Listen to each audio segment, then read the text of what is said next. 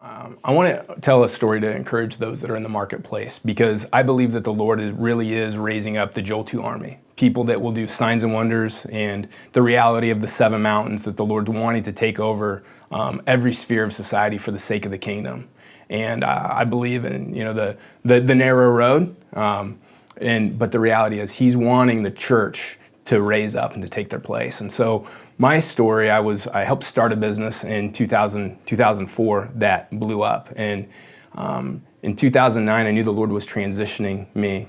And after I had an encounter with the Lord back in 2008, I sold my part of the business. And in 2011, the Lord told me to go to the International House of Prayer and do an internship in a dream, where I would have the pain of regret the rest of my days, and that's pretty intense. So of course, what do? I pack up everything I own and I come, because I didn't really want to have the pain of regret. And I had the opportunity to come back to the business that I was in, and the business has since grown to a $70 million business, and I had a percentage of the business, and I left it on the table.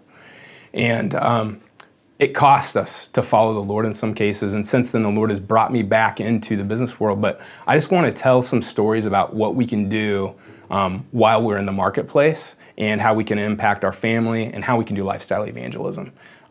Because this is what I believe the Lord's wanting to do with us if we're willing to say yes, and we're willing to have a little training, go deep in the Word, spend time with Him in prayer, and maybe cut some extras out in our life that our culture and our society has told us that we need to say yes to. And so one of my favorite stories is a woman that I encountered when I was doing some ministry. It was a large music festival called what Joy FM put on. And in this music festival, this lady was over it, and she had gastric bypass about 5 years ago. And she had ran into some massive internal issues, and so she got to the point where she wasn't able to eat. She had to drink food out of a straw. And the lady that was hosting me on this ministry trip said, "Hey, I'd really like you to come pray for my friend."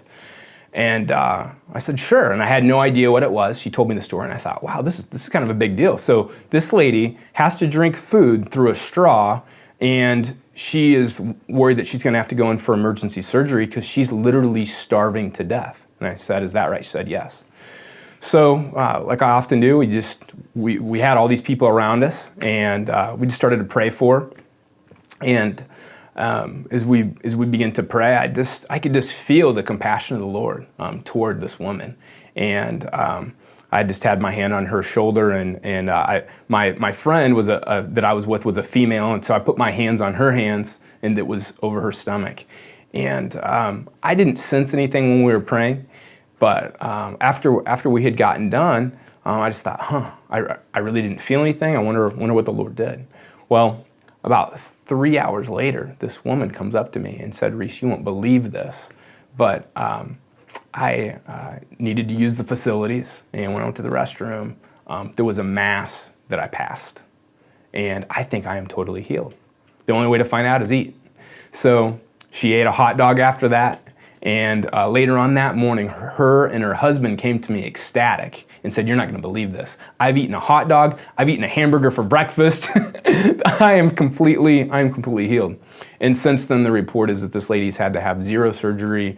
The blockage was completely moved. And so that was an awesome testimony about the Lord breaking up a surgery gone bad with a gastric bypass.